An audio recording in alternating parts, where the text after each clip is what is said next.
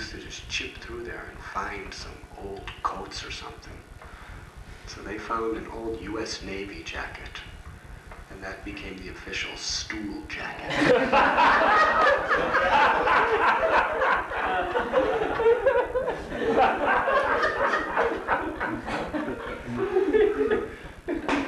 I'd hang it right in the inside of the bathhouse.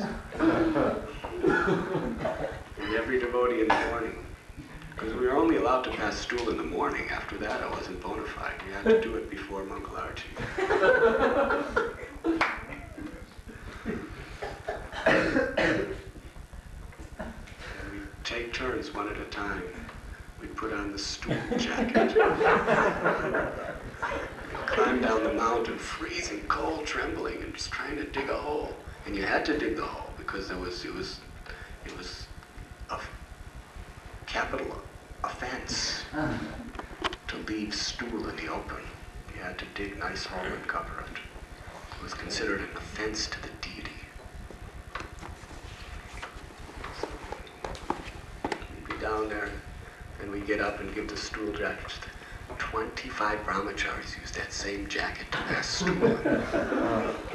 And in 8 years, it was never washed.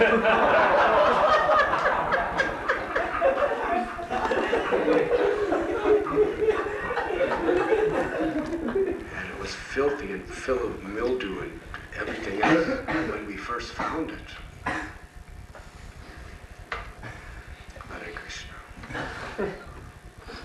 I wish I could find that stool. It would be a very valuable, priceless item, relic of New Vrindavan's history. Then after that, because I was the first one for baths, at least there was 1 gallon jugs. There was a 1 gallon jug that we pour with, and we had to use at least 3 jugs to be bona fide clean. 3 gallons of water was colder than ice. And in those days, I never had a gumshoe or a towel, so I would just wipe the water with my hands and then run upstairs and put on the old dhotis and chadars we had and then wake the deities. And there was Mangalarti. No, actually, no, not wake the deities. I would come up and chant japa. Come up and chant japa and had to get all my 16 rounds done before waking the deities. And the brahmacharis, they'd get up around 2 o'clock every morning, every one of them. And they would go down, and sometimes there'd be some wood, so they would start a fire down there so it wouldn't be so cold. But that was after my... They would all come up, and we'd all be here chanting japa. There was a stove here, a wood stove. But in the winter, the wood was usually always wet. And these windows, these are new windows. Things are pretty new in here now. They were very... When the winds would come, the winds would just come right through the cracks of the windows. So we'd have to take plastic and hammer plastic all around the windows from the outside, so no air could get in. But it was still freezing cold. And sometimes during japa they would start a little fire here, and there would be so much smoke, that it was unbearable. And you can't go outside because it was all covered with snow. So we had a choice of either choking in the smoke with our eyes burning or freezing. So devotees would go back and forth. They'd break the plastic off the window and open the window and stick their head out and come in. And finally we just decided, forget this wood. And no one could sit down to chant japa because the floor was like ice. Devotees would just walk back and forth. Try to keep their feet off the floor as much as possible. And there was one, from the center of the ceiling, there was one light bulb that was hanging from a wire.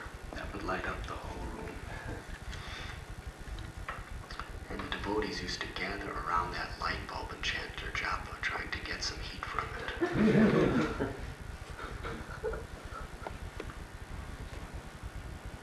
And the greatest sense gratification of the whole day was when the ghee lamp came by. I'm not exaggerating. Devotees would hold their hands over that ghee lamp as long as they possibly could before someone else would come. And the prasad was very, very austere.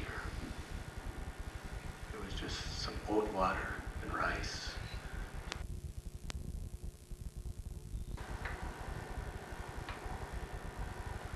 It was a very simple life, very wonderful life. The brahmacharis worked so hard, and they had such love and attraction for the deities here. They would just be longing all day to return. And when they would come up for the evening arti, you cannot even imagine what an incredibly wonderful kirtan it would be. Everyone would just be jubilant to be back with Radha Vrindavan, dancing and dancing. The only thing happening here was deity worship. There was nothing else.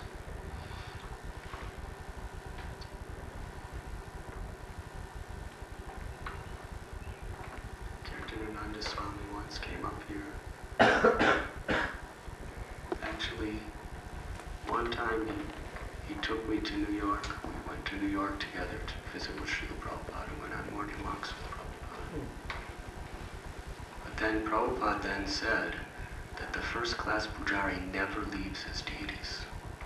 So I was told, when you go up there, you never come down for the rest of your life. And they drew a line right outside in the road and said, you never cross this line. You die on this side of the line. Hare Krishna. So I stayed up. There's many wonderful stories. There was no phone up here. It was totally isolated. My father was always worried about me. He'd make phone calls to here and ask, can I talk to my son? They said, no, where he lives there's no phone. Well, how can I talk to him? You have to go there. I asked Advaitacharya this story. He came to Vrindavan, flew from Chicago to Pittsburgh, rented a car and came here. And he's a businessman from Chicago. He used to drive a Cadillac. And when he got here, they told him, if you want to see your son, he's not allowed to come down from the mountain for the rest of his life. It's impossible for an old man like you to walk that road. It's too rugged with ice and mud. So they gave him a ride on the back of a hay wagon with horses.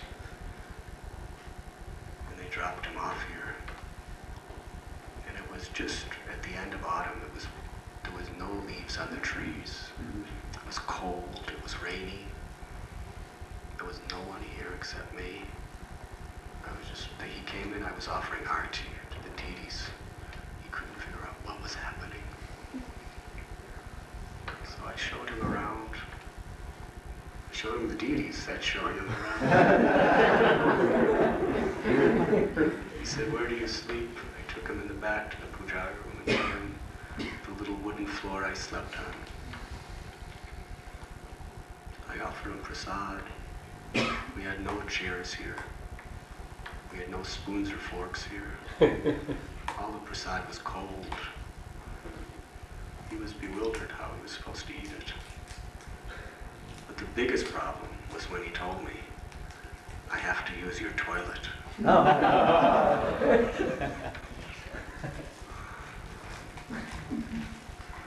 Said, we don't use toilets.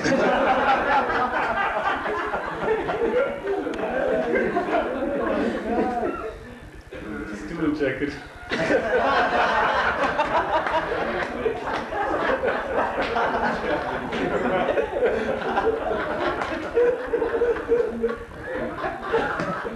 What do you use? So I brought him and showed him the little shovel, and I said, you have to climb down the mountain and dig a hole. Make sure you cover it.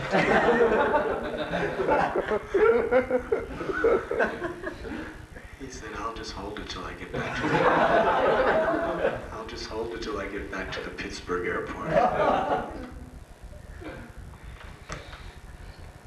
So he was up here all day, and then the horse wagon, on the way up, because the road was so bad, that the hay wagon broke down in the middle of the road. So the only other wagon to come and pick my father up was the horse manure wagon. That's where all the horse stool was put in the wagon and then taken out, and with shovels they put it in the fields for fertilizer. So they tried to shovel as much of the horse stool out. They didn't wash it or anything, it just with the shovel they just took most of it out and then put some hay on top of it so he could sit. So I remember he asked me, at one time he said, what do you do here? And I showed him the deities out of Vrindavan. I was totally happy here just to see the deities. They were so resplendent with beauty. It was the only nice looking thing here in the winter was the deities. Everything else was desolate and gray. The deities were shining. All attractive. I told him I worship these deities. He started to cry. He said, you mean I gave my whole life to raise you? And in the end, you dedicated your life to playing with dolls? I said, they're not dolls. This is the Supreme Lord. He didn't argue, but it was very difficult for an American businessman to understand these esoteric truths. Well, he got on the horse wagon, the horse manure with Advaitacharya in the front. He felt terrible that he had to pick up this aristocratic businessman in a horse manure wagon and make him go up and down that bumpy road, and it was raining out. He didn't have an umbrella. We got an old dirty piece of plastic to put over him, trying to keep him warm. I mean, dry. He looked, I said, I'm sorry that I couldn't have given more to you while you were up here. And he just looked around and said, son, what could you have given me? There's nothing here. And then he went down. So we lived our life up here. My schedule was, I would wake up at 1 in the morning, take baths, chant 16 rounds at least, and wake the deities, and do the offering for Mangalarti. And usually I would offer Mangalarti, but sometimes other people, because they were here, would offer Mangalarti. We would lead kirtans. Then after greeting the deities, I would run out to milk the cows. Then I would run back. Sometimes I had to cook the Rajbhog offering because the cooks were regularly looping. They would regularly leave. Other times there was a cook here. At that time I'd run up and I'd make sandesh for the deities. And I would make burfi for the deities. Bring the milk in. Then I'd do the Rajbhog offering. I'd put the deities to sleep. Transfer all the plates. All the offerings, all the plate transfers, all the artis. The way we used to do the offerings there is we put the plate on the altar, close the doors, and then come out here and do prostrated obeisances right here on this floor and ring a bell and say the 3 prayers 3 times. Prabhupada's Vyasa-san was in the back there.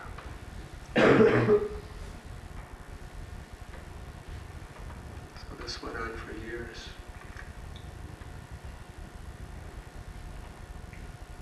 After the 6 o'clock offering, I would run back out and milk the cows again. I'd come back and do the 7 o'clock offering.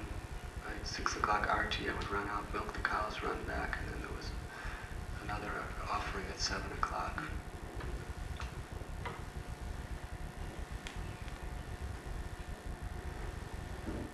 Then Prabhupada said at New Vrindavan there should be 24-hour kirtan. He said during the day your work is your kirtan, but at night someone should always be chanting. So they had 3 shifts of 2 devotees in each shift at Bahulaban doing the kirtan. But all of them were complaining that being up so late was disturbing their work schedule. So it was decided that I would do the kirtan 3 shifts, 7 nights a week, alone. And still, that was at Bahulaban, 3 miles down the mud road, and still do all the service I was doing here. So we tried to surrender. We put the deities to rest. We walked down the road. We never had any flashlight or torch. When the moon was out, we'd see. When there was no moon, it was pitch dark. Sometimes I would fall off the road and roll down mountains. Somehow get that down to Vrindavan. Sometimes hunters used to put guns to my head, coon hunters, and threatened to kill me. Said nobody will ever know that we saw you here. Hare Krishna. Simple life. We'd get down to Bahulavan around 9:30, almost 10, quarter to 10. Walk very fast. And just chant bhajans till about 2:30 when devotees started chanting japa there. And as soon as that, I would be usually alone. Sometimes one person would be with me, but usually they didn't last. And then as soon as the first person came to start their japa, then the name was being chanted, then I would leave and walk up the hill. And chant my rounds, walking up that mud hill. And just get up here somehow or other by 3:30 or by 3:15. I used to be able to take bath in about 3 minutes. I'd just get up, take bath, put on clothes, put on tilak, and wake the deities by 3:30. Do the offering quarter to 4, arti at 4. And then I would sleep a few minutes at a time between offerings and artis. I would get 2 hours sleep, 2.5 hours sleep average a day in 3 different segments.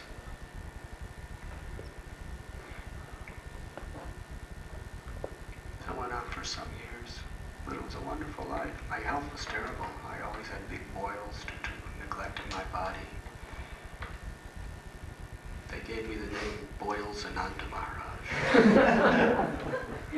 Because my body was, for years, always covered with big boils, painful boils. But I never could see a doctor, never medicine. How many years were you up here?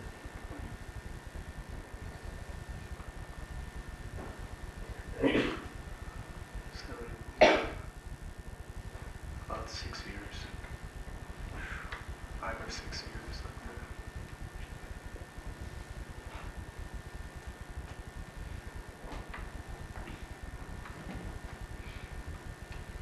But the mood of this place was so blissful. Even though it was so simple and so austere and there was nothing material to enjoy. The atmosphere was just so joyful. Beautiful kirtans, very intense classes. Classes were very intense against sense gratification. Just to keep everyone's morale.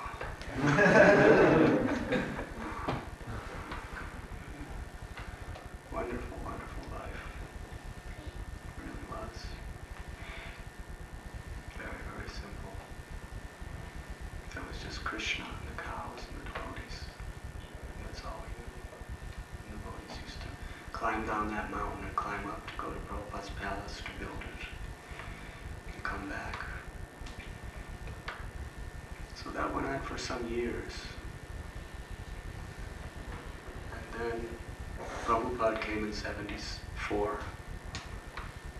Prabhupada came in 76. In 76, I was already doing the all-night kirtan, so I was allowed. Then it was really difficult. I'd have to give up all sleep. Because when Prabhupada was here, he wanted me to cook sandesh for him 3 meals a day. Plus I would go to his darshans at night, in the evening for 2 hours, plus his Bhagavatam class in the morning at Vrindavan. And I'd have to run up in between to do all my deity worship. But it was so wonderful to be with Srila Prabhupada in Vrindavan. So wonderful.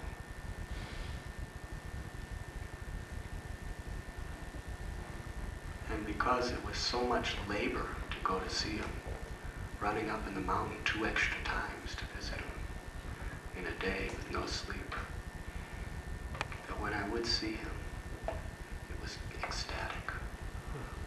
When you do tapasya for something, Krishna reveals something much, how precious that darshan really was. It was nothing cheap.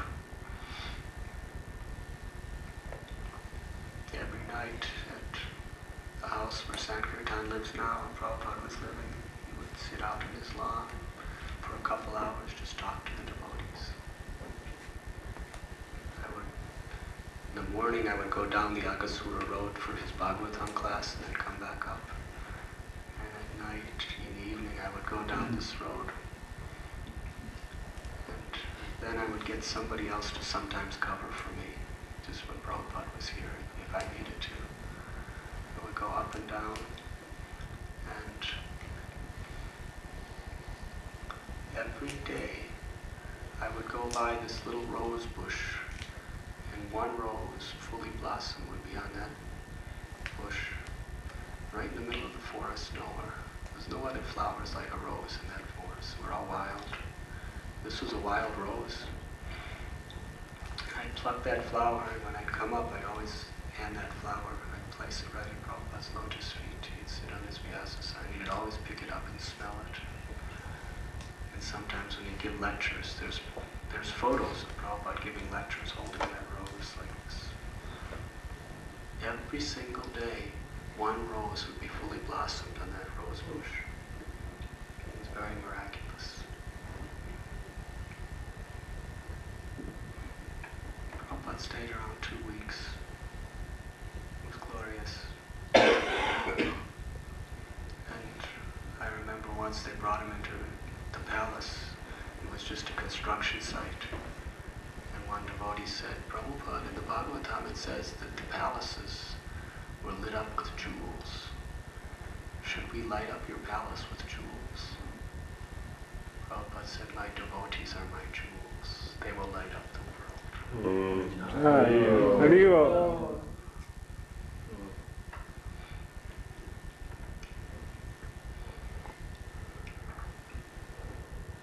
Later on, Prabhupada wanted to establish Shalagram Shila in the Western world, and he decided I should be the one to worship them. So he sent 2 Shalagram Shilas. Galatri brought them back and put them on the altar in Vrindavan, and they were going to send them up here. But they wanted me to do all kinds of extra pujas. So I said, I'm only sleeping now 2.5 hours a day. How will I survive if I do extra pujas? So they sent up a horse and said, you ride this horse up and down, and the time it saves you from walking, you can do your puja. I never rode a horse before. And the first day was a pony. It was a lady pony named Nirmama. And the first day it galloped so fast, I could not stop her. She was just galloping, galloping, galloping. And all of a sudden there was a stream of water crossing the road. She stopped and I flew over her head and fell in the rocks. And she stomped her foot against my knee and cracked it.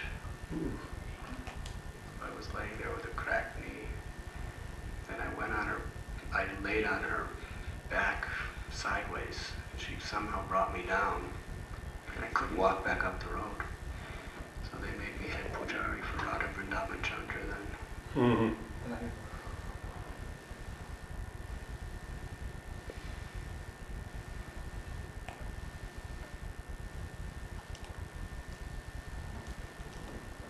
So these are some of the experiences we had here.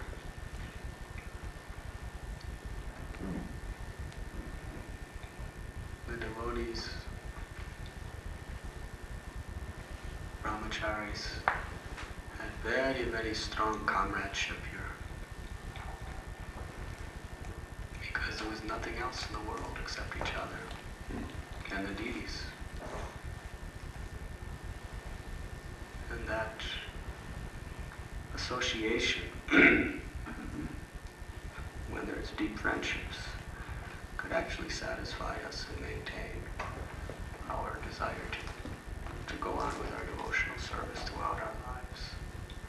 That was one thing all the brahmacharis experienced. But the problem was, one by one, almost every brahmachari would get married. The original ashram of everyone who came, everyone got married except one other person. He was put into a gurukul somewhere as a teacher.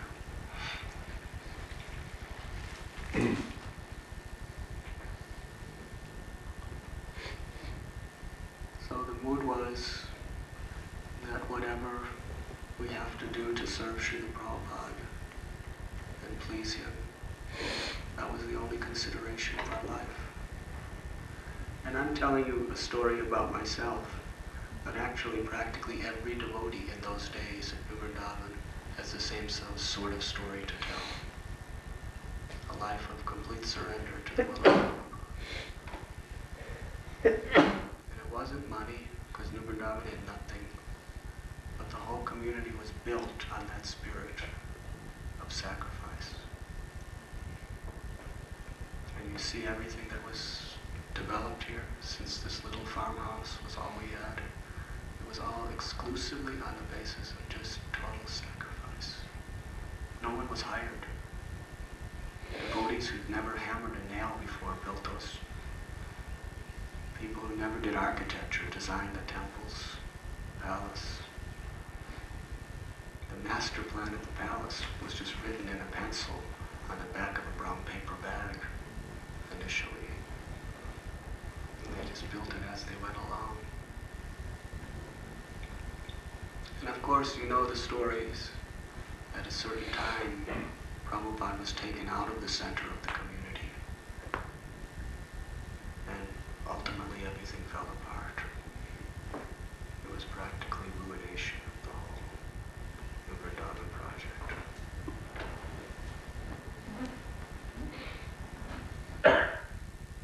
And that for some years.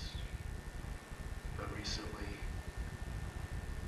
Prabhupada was re-established as the Acharya of New Vrindavan. In practice, not just in theory. And his vision for New Vrindavan has again been re-established. And now you have all come as the evidence that Prabhupada's vision will soon be fulfilled. And the lesson we learned was a major lesson that if we keep Prabhupada's desires as the center of our lives, everything will flourish. If we place our own separate interests in the center, everything will fall to pieces. Prabhupada came to New Vrindavan 4 times, in either 68 or 69. The dates are not so good. Again in 72, again in 74, again in 76. But he's always living here in his instructions, because he had a very, very special purpose that New Vrindavan would achieve, that to my knowledge, he never spoke about to any other project. Other farm communities were developed in the Western world that Prabhupada really loved, wanted to see self-sufficiency, cow protection developed and flourishing. But New Vrindavan, not only did he establish cow protection for the whole society here, establish a country community at New Vrindavan, but it's the only place that he gave the order that it should be the place of pilgrimage to reveal Krishna's pastimes to the Western world.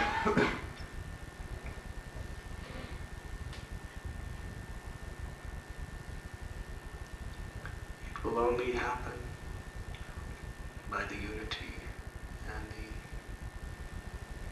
spiritual empowerment of the Vaishnavas. You can see now the community's in utter debt. It's falling. It's just recovering from years of falling apart. How is it possible to make this Vrindavan, Radha Govinda temple, Radha Damodar temple, Radha Madan Mohan temple, Radha Raman temple, Radha Giridhari temple, Radha Shamsundar, Radha Gopinath, Radha Gokulananda? We can hardly take care of Radha Vrindavan Chandra.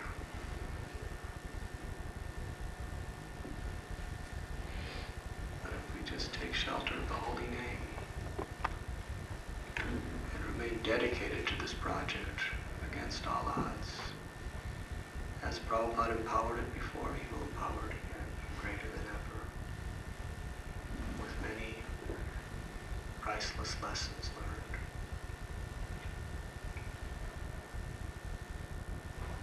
Thank you very much. Hare Krishna.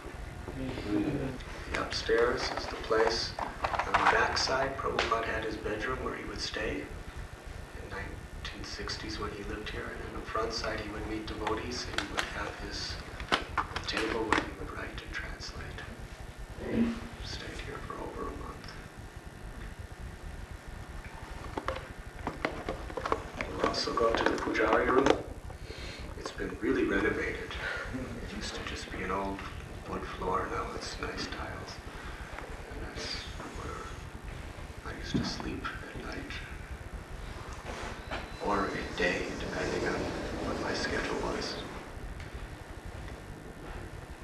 Then we'll go out to the persimmon tree that Srila Prabhupada would sit under and give his vision for New Vrindavan. The persimmon tree has fallen down, but it's still there laying in the ground.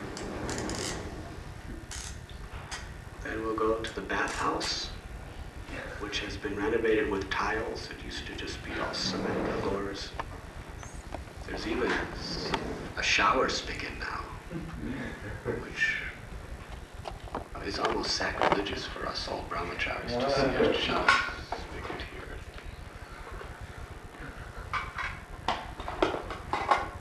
And you'll see where the stool jacket was held.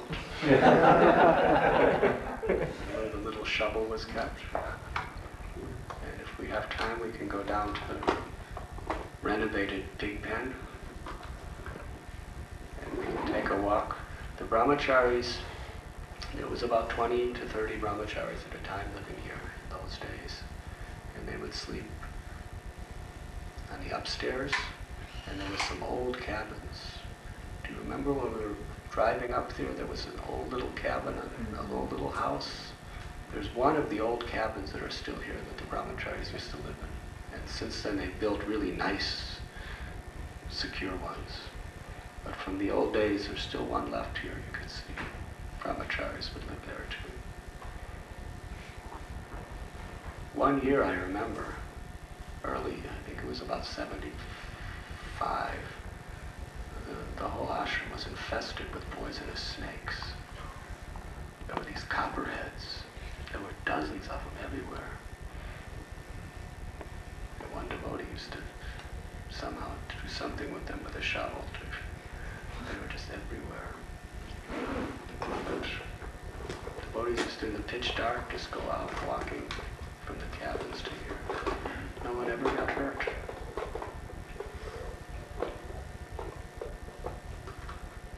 We used to take care of the cows here. We personally give up to help pull the calves out of their bodies when they would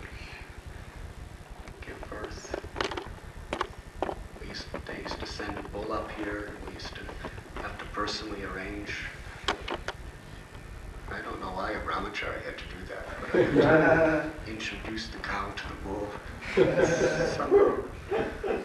Somehow or other create an atmosphere where they would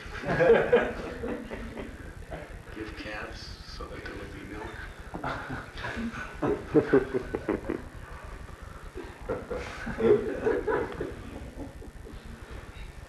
I would never watch though. I would always turn my head.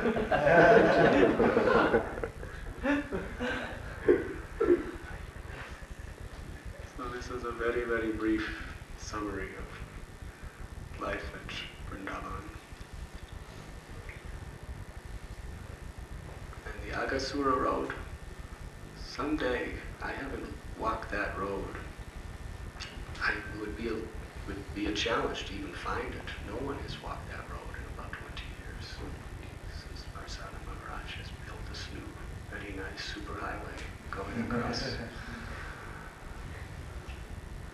But someday I really want to find that road and walk it. Thank you very much. Hare Krishna. The highest standard is you're supposed to take that before. Very, very high standard.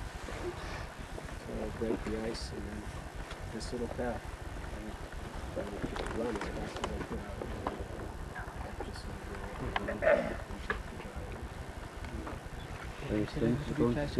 out of the Same steps.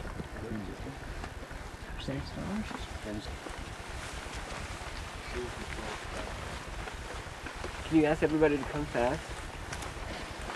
Here. Respond to nature's thoughts. You have to go about maybe 10 yards down.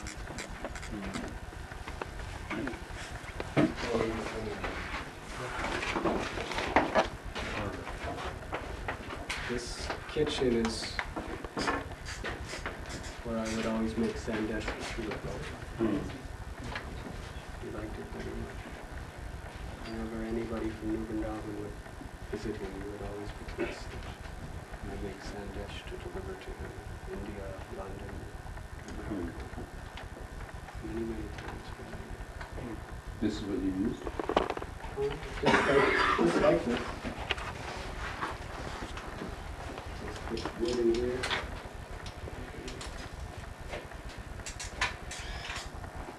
It's a new floor. It used to just be a stone floor.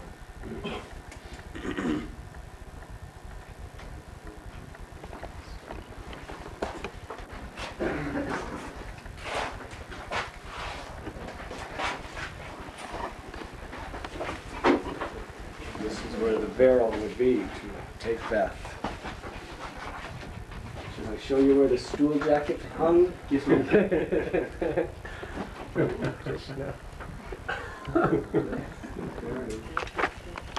famous photos. Yes. Yeah. Oh yeah.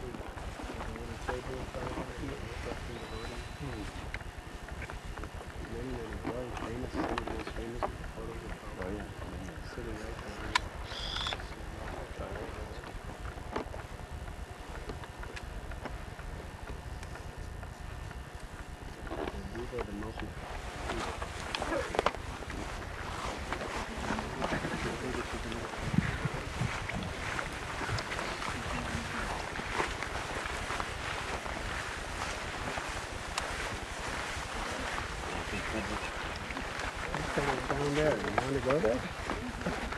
Yeah, but let me just see. Maybe it's all renovated now.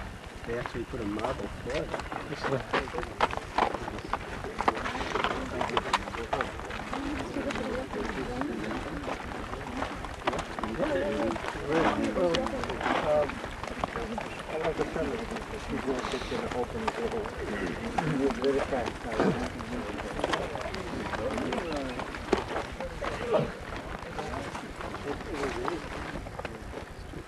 This is a very beautiful view.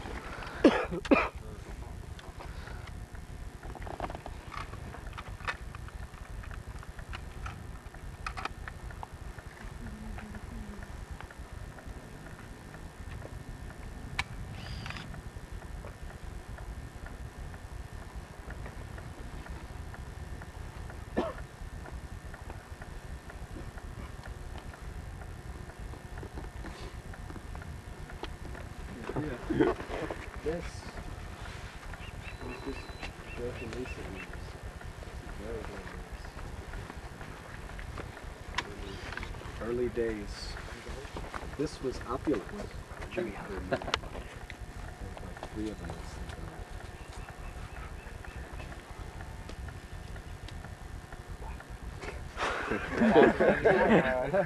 What? It's not opulent anymore. Anyone wants to? Yes. Vrindavan spirit. There was a cabin right a little down here, just like that one. That one way down there. And that's where Big Bossy Spirits were written and edited and everything. Oh, right.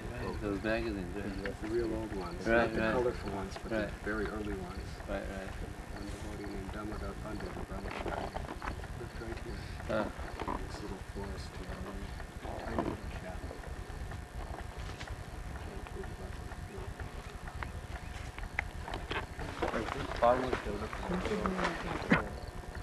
When he went to India to meet Prabhupada, he said, don't anyone cut down these oak trees. It's a beautiful forest.